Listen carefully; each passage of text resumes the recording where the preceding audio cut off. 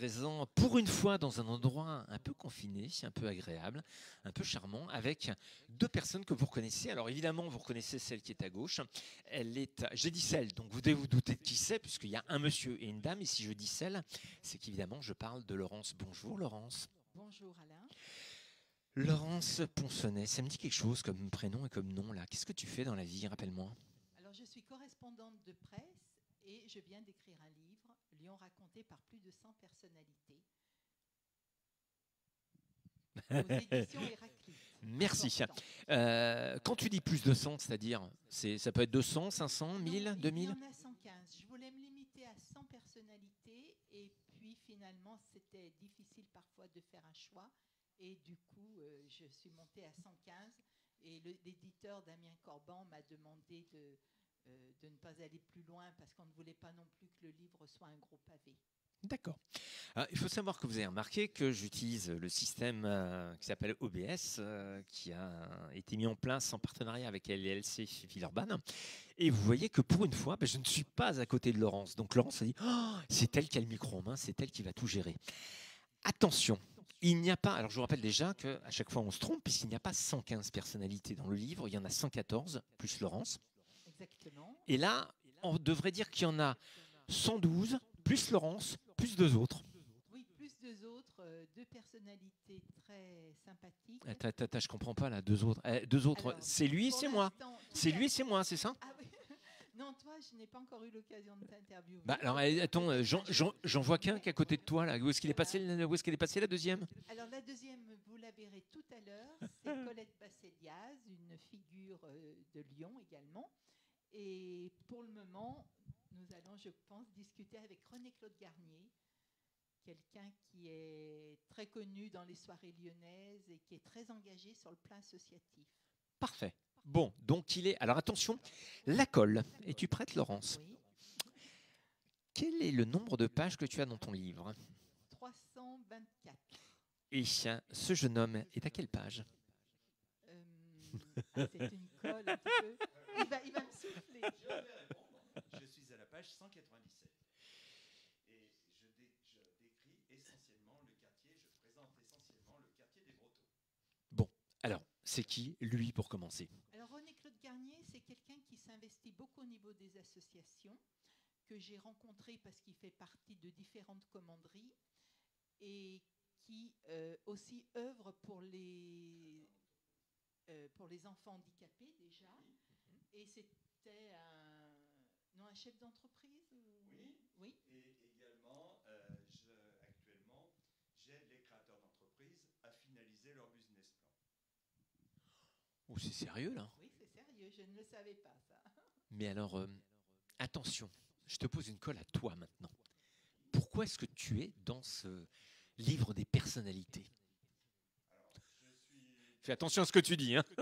Fais très attention. Je suis dans ce livre des personnalités parce que je pense que nous formons une communauté et que les gens qui sont très actifs, en fait, se retrouvent toujours et en particulier se retrouvent dans ce livre. D'accord. On lui demande de nous raconter son histoire? Oui, il va d'abord sûrement parler des Brotteaux, puisque c'est quelqu'un qui vit aux Brotteaux depuis des années. Ah oui, mais attends, il a toujours vécu au Brotteaux? Ah non. Ah. Donc ça, il va vous le raconter, ce n'est pas dans le livre. Donc. Es-tu un Gonne? Es-tu un Lyonnais? Alors, comme beaucoup de Lyonnais d'adoption, je suis arrivé à Lyon en 1962 pour faire mes études. J'y suis resté ensuite un certain nombre d'années pour démarrer ma carrière professionnelle dans un bureau d'études. Je me suis ensuite exilé en Afrique pendant 3 ans. J'ai vécu également à Bruxelles pendant 7 ans et je suis revenu à Lyon pour m'y installer définitivement, y gérer une carrière professionnelle et maintenant participer à la vie associative de la cité. À Lyon intramuros, dans un quartier particulier? Oui, à Lyon intramuros, dans le 6e arrondissement, que l'on appelle plus généralement les Brotteaux. Le quartier des Brotteaux, ça me dit quelque chose, des Brotteaux? Oui, avec sa gare. Oui. Sa salle de vente. C'est un quartier d'artisans. Exactement, sa salle de vente aussi. Et sa salle des ventes, la ça ne sera plus la salle des ventes. Ben L'année oui. prochaine, ce sera un immense restaurant. Exactement.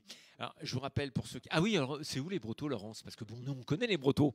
Mais Alors, bon, comment le situer? C'est derrière la gare de la Pardue. oui, merci. Voilà, et c'est dans le 6e arrondissement de Lyon. Voilà. Alors, pour information, comment dire, si vous ne le savez pas, je vous rappelle que les Brotteaux, c'est carrément...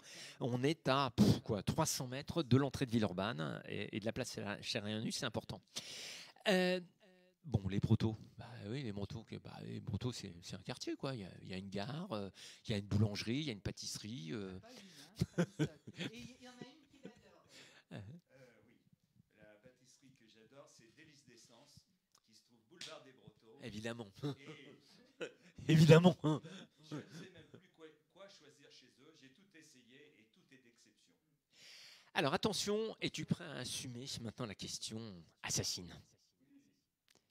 Parmi les 66 millions de Français, Laurence, tu as dû choisir des personnalités.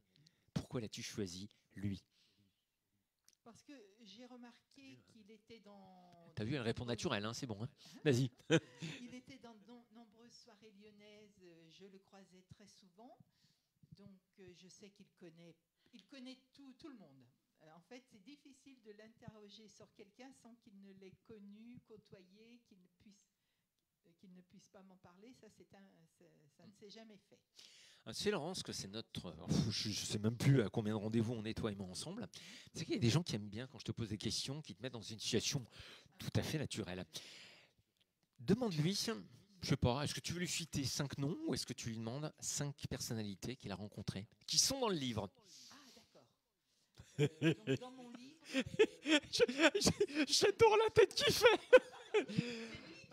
Non, mais du style, je ne m'attendais pas du tout à la question. Voilà. Alors vas-y. Tu dois donner des gens qui sont dans le livre. Alors, qui sont dans le livre, c'est assez facile parce qu'il y a déjà tous les grands politiques de la ville. Il y a Gérard Collomb, qui est dans le livre. Non, il n'y est pas. Bon, alors Mais par contre, il y a le maire de ton arrondissement, Pascal Blache. il y a bien sûr Pascal Blache. Il y a son adjoint au commerce, Hervé Brun. Ouais. Qui est également dans le livre. Il y a les grands de la gastronomie, Arlette Hugon, donc qui est également dans le livre, puisque Lyon, c'est quand même synonyme de gastronomie. La gastronomie, les ténors de la gastronomie prennent une grande place dans ton livre.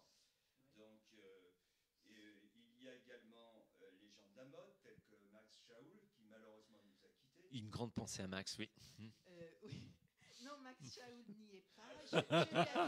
Je lui avais proposé, mais malheureusement, je pense qu'il était malade au moment où j'ai écrit mon livre, puisqu'il est décédé au moment de la sortie du livre. Et par contre, il y a Nathalie Chaise, qui est Caissarail, donc dans ton arrondissement. Non mais attends, j'ai posé la question sur 5 personnalités, j'ai pas dit uniquement des gens du 6e arrondissement quand même. Tu sais, à Lyon, il y a un autre arrondissement, il y a d'autres arrondissements que le 6e. Hein. Je vais encore continuer par le 6e, parce que C'est une scène. la personne qui tient Agnès B. Elle n'est pas dans le livre. Elle n'est pas. Je n'y crois pas. Il est où ce magasin? Il est au Franklin Roosevelt. Ah oui, mais Il n'est pas dans le livre. n'est pas dans le livre. Par contre, tu as dans le 6e, tu as Stéphanie Perrier de la boutique Inès de la Fressange. Exactement. Ah Ouais. voilà. Oui, donc J'ai une mélangé les deux. Oui. boutique emblématique du 6e, puisque c'est la seule boutique Inès de la Fressange qui soit comme ça franchisée. Enfin. Quand tu as fait le livre, est-ce que tu as choisi des métiers particuliers? Est-ce que tu as choisi des personnes particulières? Comment ça s'est passé? En fait, j'ai voulu avoir un panel de personnalités sous les profils les plus hétéroclites. Donc, ça va de la gastronomie à la médecine, par exemple, avec Michel Corniglion, le docteur Michel Corniglion, qui est également le président de l'association des dons d'organes, qui est dans le 6e arrondissement, boulevard des Belges, chirurgien esthétique. La médecine, donc les chefs d'entreprise, par exemple des gens aussi de la télévision, comme Simone Garnier. Important. Oui. Celle qui fait recherche appartement ou maison. Sandra Viricel, pardon, son nom m'échappait. Voilà. D'accord. Des écrivains, Jacques Bruyas, Éric Emmanuel Schmitt, Bernard Pivot. D'accord. Si je te proposais de présenter en 30 secondes la ville de Lyon, comment tu la présenterais? Alors, comment je présenterai la ville de Lyon? Alors, est-ce qu'on parle de ton côté quand tu as démarré, c'est-à-dire un peu architecture, décoration, etc. Ou comment tu présenterais ça? Non, je dirais que Lyon, d'abord, c'est une ville très laborieuse, avec une très forte économie, une économie assez diversifiée. Je présenterai ça déjà comme ça, donc, parce que l'économie est comme la base de tout, puisqu'il faut beaucoup de ressources pour ensuite développer soit de la culture, soit d'autres activités, soit du sport. Il faut d'abord des ressources économiques. Et une des forces de Lyon, c'est d'avoir des ressources économiques très importantes. C'est une ville qui a une situation exceptionnelle, je dirais, en France et en Europe, et qui, de ce fait-là, a quand même attiré beaucoup de forces économiques. Voilà. D'accord. On se fait un petit plaisir là. Alors regardez, de là où je me trouve, moi, vous voyez, je suis en train de me déplacer. Et là, regardez, je tourne légèrement. Ah, devinez qui v'là. Alors ce que j'adore, elle va me dire à la fin, ouais mais tu m'avais pas averti que tu étais en train de tourner la caméra, j'étais pas. J'adorais comment tu étais installée. Tu es parfaite et merveilleuse et tout. Dis-moi, là cette fois-ci, on a 3 personnes qui sont présentes. Il y a toi Laurence, Oui. il y a Colette Basset-Diaz. et René non, derrière toi. Ah, derrière moi, donc un porte-flambeau. Colette, que tu j'adore. m'excuses. On parle d'abord de cette personne et après, on garde le meilleur pour la fin, comme on dit, on parle de toi juste après, d'accord? Alors, qu'est-ce que c'est que cette statue, Oui, j'ai eu un coup de foudre pour cette sculpture et voilà, mais elle n'a pas d'histoire particulière. D'accord. Un porte-flambeau. C'est un porte-flambeau. C'est un porte-flambeau. D'accord. Et alors, on a un autre porte-flambeau qui est à côté de toi. Voilà. Très bien. Alors, je tiens ainsi. Oui. J'ai filmé, là. Aucun problème, tu veux, aucun souci. Alors, qui est Colette? Alors Colette, c'est quelqu'un que j'ai connu à l'occasion de sa remise de médaille de la ville de Lyon, qui lui avait été attribuée en 2010. Et de là, je lui ai fait 2 ou 3 articles, ou même un petit peu plus. Nous avons sympathisé. Elle m'a présenté différentes commanderies. Et du coup, maintenant, nous avons beaucoup d'amis en commun. Est-ce que tu peux juste, parce que je préfère éviter de dire la bêtise, qu'est-ce que c'est qu'une commanderie, s'il te plaît, Laurence? Oui, une commanderie, c'est... Colette va l'expliquer. Parfait. Alors, une commanderie, c'est un groupe d'amis qui se Mhm. réunissent et qui récoltent un peu d'argent pour faire des dons, pour aider des handicapés, des malades. Mhm. C'est toujours comme ça de qualité pour faire plaisir à des gens qui en ont besoin. Oui, il mène des actions caritatives à chaque fois. Comme je l'ai demandé à ce jeune homme, quel a été ton parcours, s'il te plaît? Mon parcours, j'étais toujours dans l'immobilier. Mhm. À Bellecour, elle était connue dans le quartier de Bellecour il y a... J'étais directrice de société dans l'immobilier à Bellecour. Mon père étant architecte, on peut dire que toute ma vie, j'ai connu l'immobilier. J'aime beaucoup le travail de la pierre. Et j'habite dans mon quartier fidèle depuis que 50 ans. Et d'ailleurs, elle dit qu'elle aime la pierre, mais elle se nomme en tant que la fille du béton.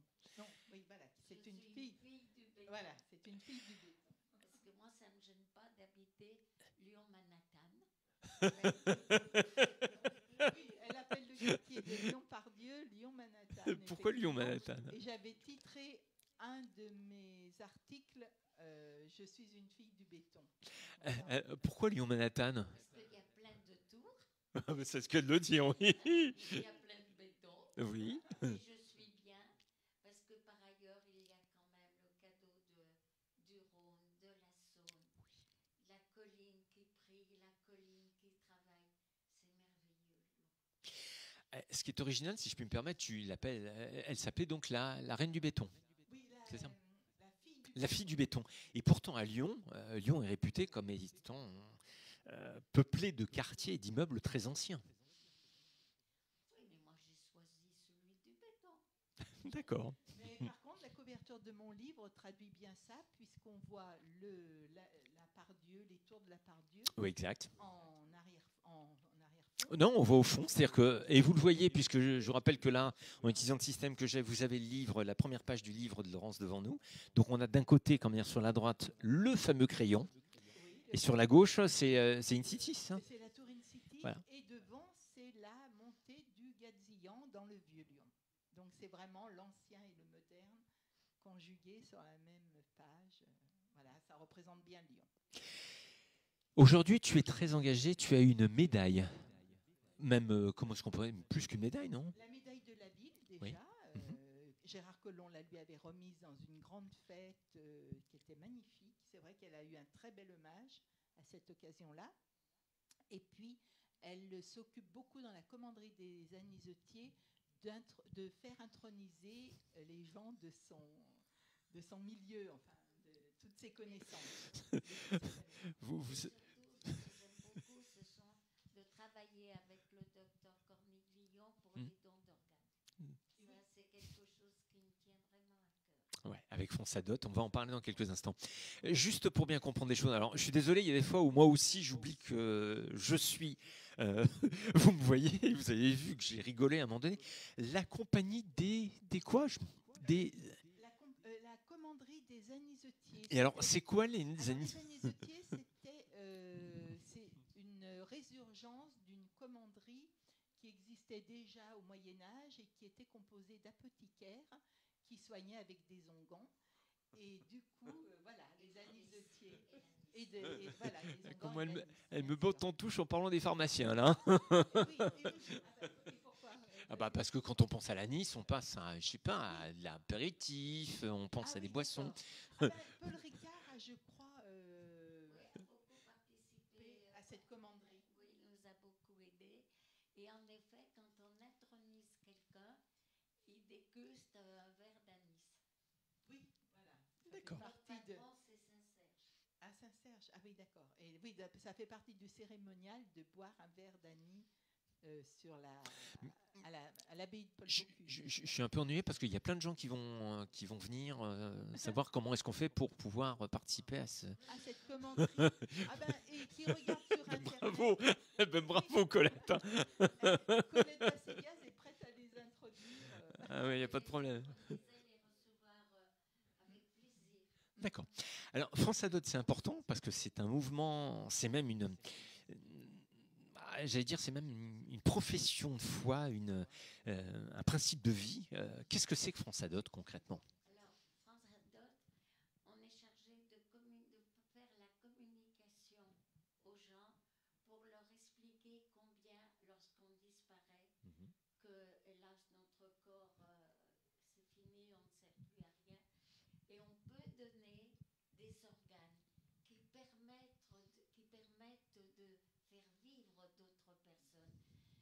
Comme exemple, il y a une dame qui a un couple qui a perdu un petit garçon de 7 ans et ça a permis de faire vivre. Ses parents ont été formidables.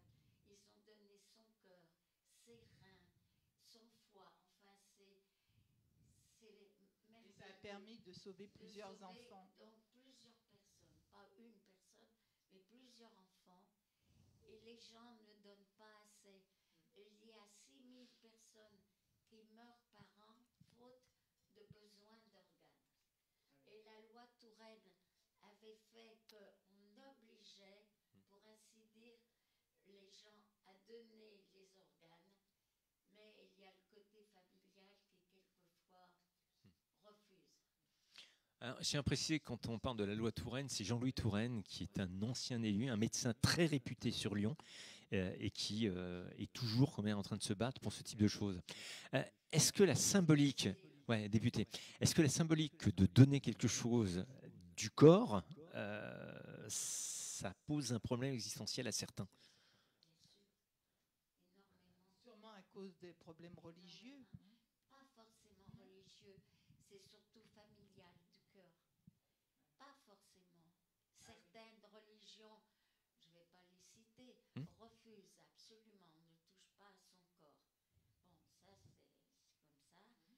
Et d'autres, c'est un sentiment de dire non, je ne peux pas qu'on découpe mon enfant ou ma femme, mon mari. Mhm. Mais d'autres sont vraiment dévoués.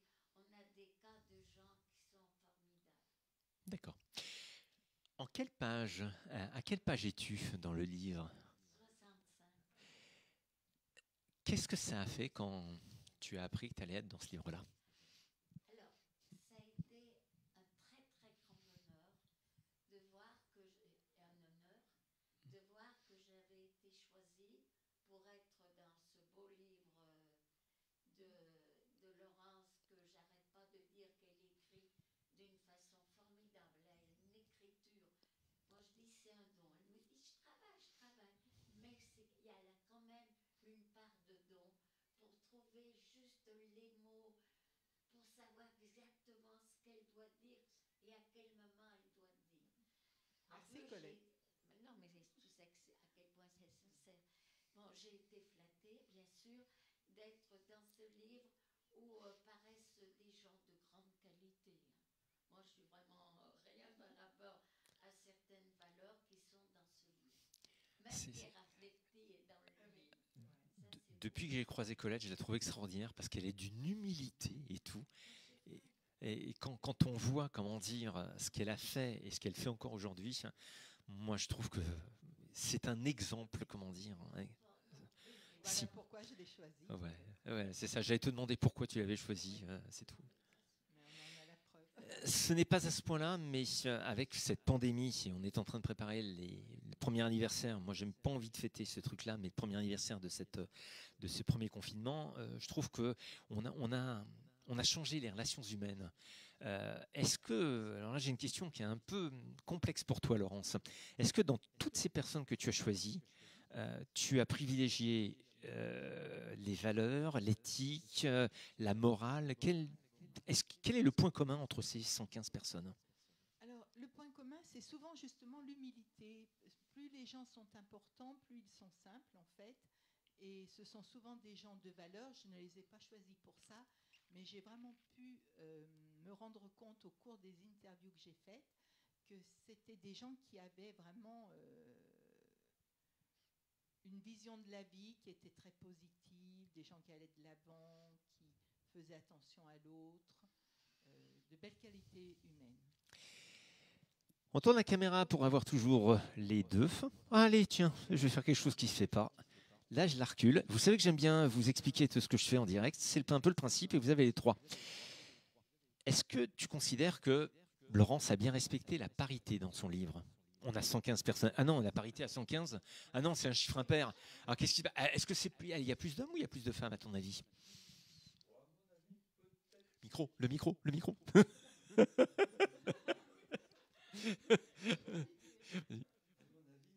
Compte tenu du fait que Laurence a plutôt interviewé des personnes matures.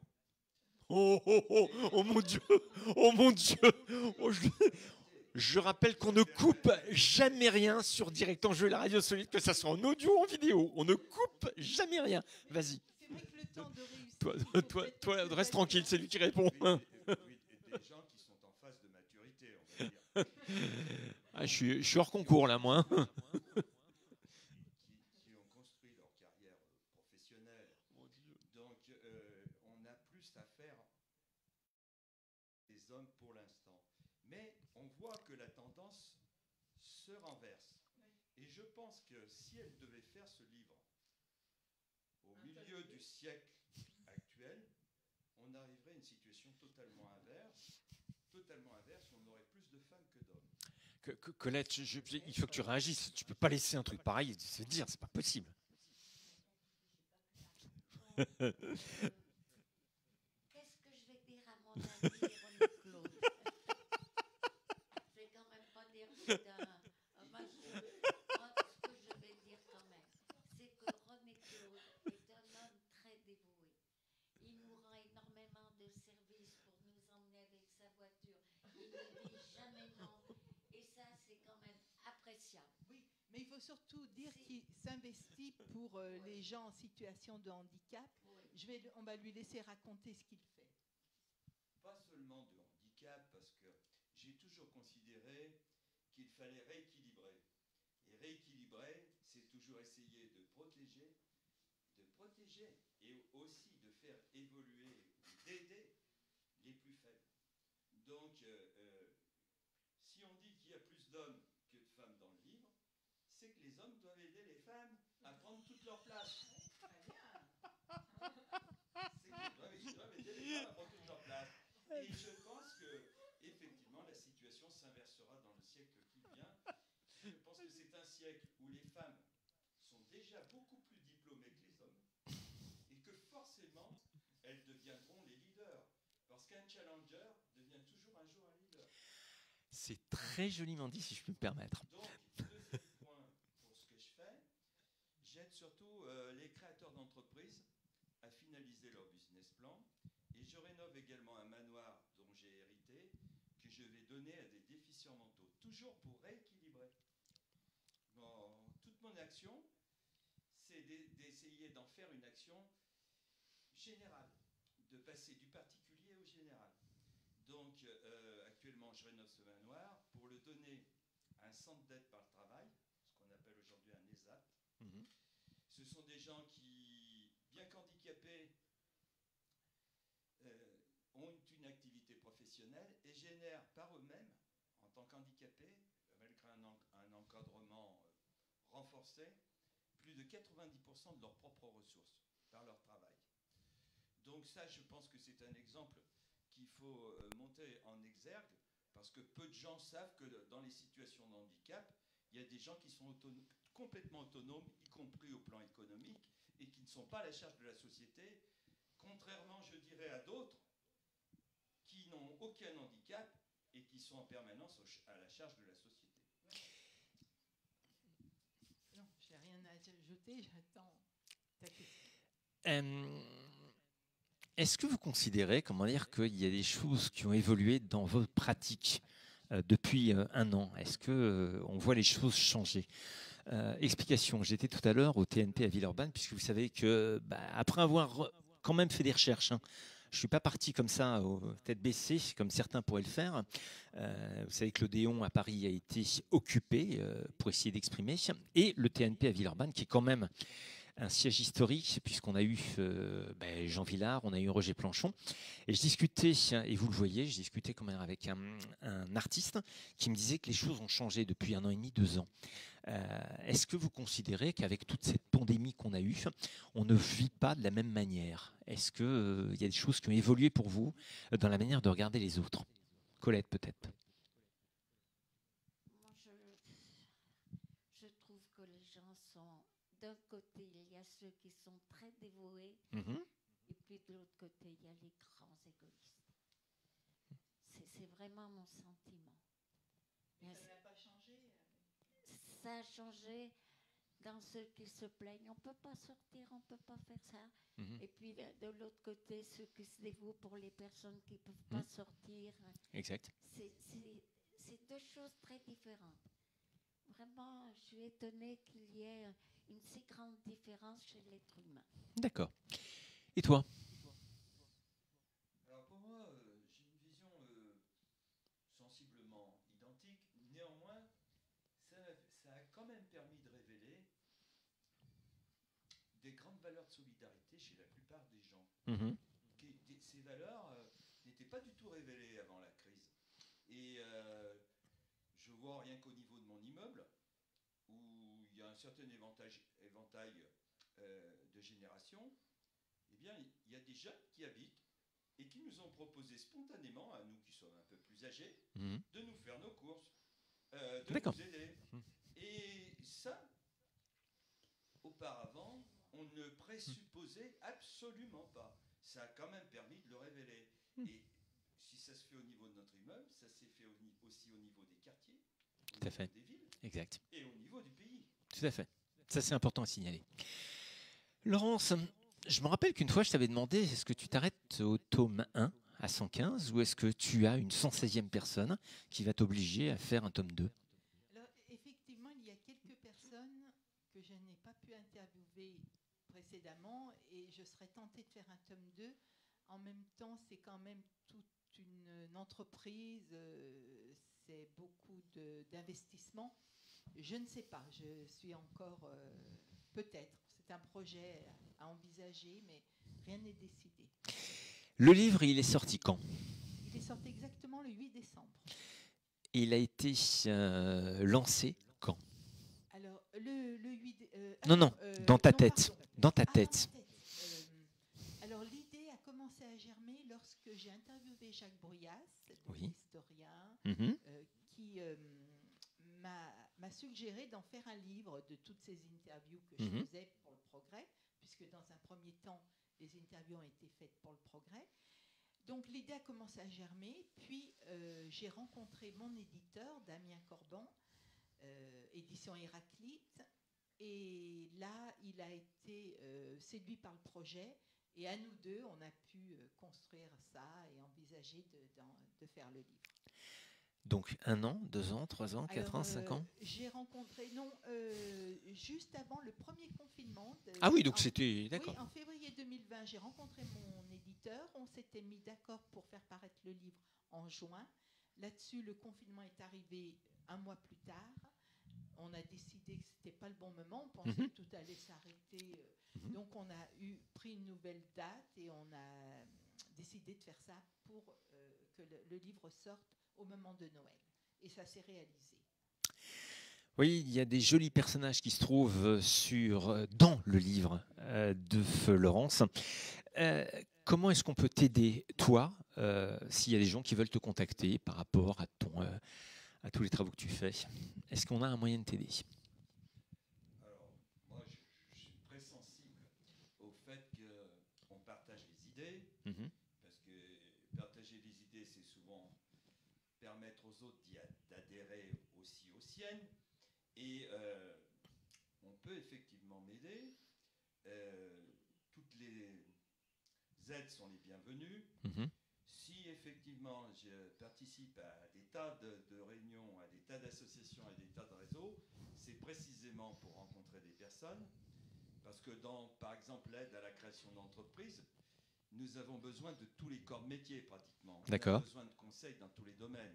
On a besoin d'assureurs, on a besoin de notaires, on a besoin de juristes, on a besoin de comptables, on a besoin d'experts comptables. D'accord. Ça, c'est pour... En fait, on a besoin de gens qui travaillent dans les 4 fonctions de l'entreprise. D'accord. Donc, ces gens-là, ils peuvent toujours me contacter, me laisser leur carte, me laisser leurs coordonnées. Et à mon avis, on aura toujours besoin, un jour ou l'autre, de leur demander un service. D'accord. Donc on vous retrouverait évidemment ces informations en accompagnement de la vidéo. Colette, on parle de comment est-ce qu'on peut aider peut-être Fransadot ou... Alors, Fransadot, notre permanence se trouve 33 rue Bossuet, D'accord. 6e, dans la mairie du 6e. Et on peut écrire pour cotiser 20 €. C'est vraiment pas cher pour nous aider pour la communication en écrivant donc Adot 37 rue Bossuet, Lyon 6e. Et venir nous voir, vous serez vraiment les bienvenus. C'est avec grand cœur qu'on vous accueillera. D'accord. Sachez que pour information, en ce qui me concerne, j'ai ma carte. J'ai plusieurs cartes dans la moto, dans la voiture. mon associé et ma famille est au courant. Moi, personnellement, comment dire, j'ai dit que le jour où je partirai pour un long voyage, je souhaite que tout ce qui peut être utilisé chez moi soit utilisé sans hésiter. Et je crois d'ailleurs, si je ne dis pas de bêtises, Colette, qu'aujourd'hui, il faut signaler si on ne veut pas que nos organes soient pris. Je crois que c'est ça, il y a une loi importante qui a changé. Oui, Oui. De toujours. Si Oui. on ne veut pas donner un organe, Voilà. on fait donc un courrier en disant qu'on refuse. Voilà. Mais d'après la loi de Jean-Louis Tourelle, Mhm. normalement, on ne peut pas. D'accord. Mais si la famille s'y oppose, on la respecte. D'accord. Mais c'est formidable ce que tu fais. Non. Vraiment. Je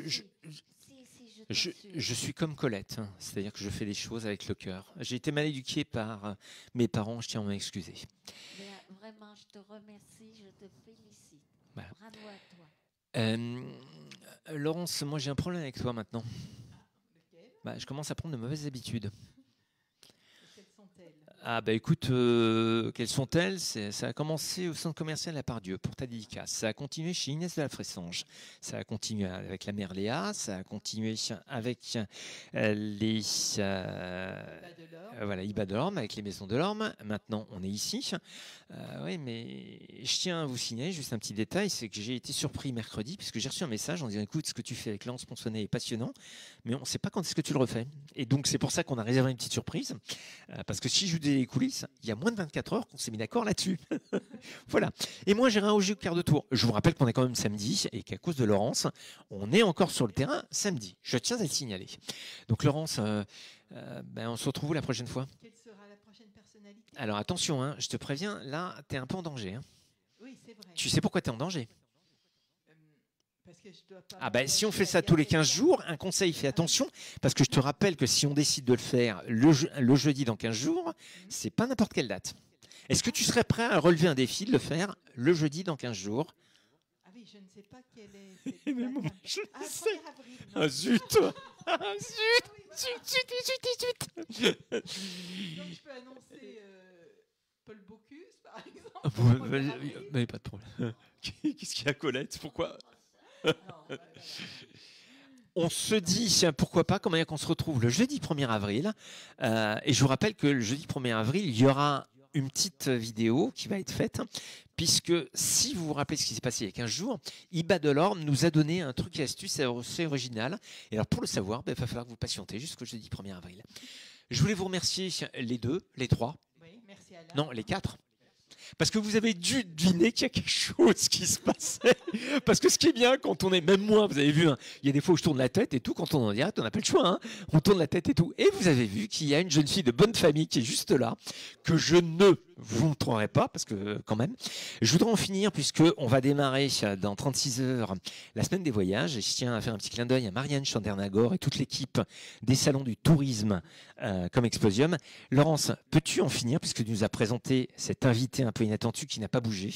Derrière toi, tu as un vase. Alors ce vase, il vient d'où? Et ce tableau, il vient d'où? Alors ce tableau est peint par mon frère qui est peintre, Patrick Ponsonnet. Et son épouse est très passionnée de tout ce qui est asiatique. Voilà. Mais ça, c'est un tableau qu'il avait peint il y a peut-être 15 ou 20 ans. Maintenant, il est spécialisé dans les portraits hyper réalistes, de très grands formats, de 1 mètre, 1,50 m. Et c'est vrai qu'il fait des tableaux magnifiques. Je voudrais remercier la personne qui nous accueille aujourd'hui. C'est qui au fait? Je crois que c'est moi. Bah oui, puisqu'on est chez toi. Je vous souhaite une excellente après-midi. Je vous rappelle le rendez-vous demain matin à 10h en direct de Neuville-sur-Saône avec le cinéma. On va encore parler de culture, puisqu'il y a des jeunes et des cinéastes qui vont faire quelque chose d'assez spécial à Neuville-sur-Saône. Et puis n'oubliez pas, lundi matin, on lance la semaine du tourisme. Et là, on va faire un tour en direction de... Je vous dis pas. Salut à tous. Merci Laurence. Merci.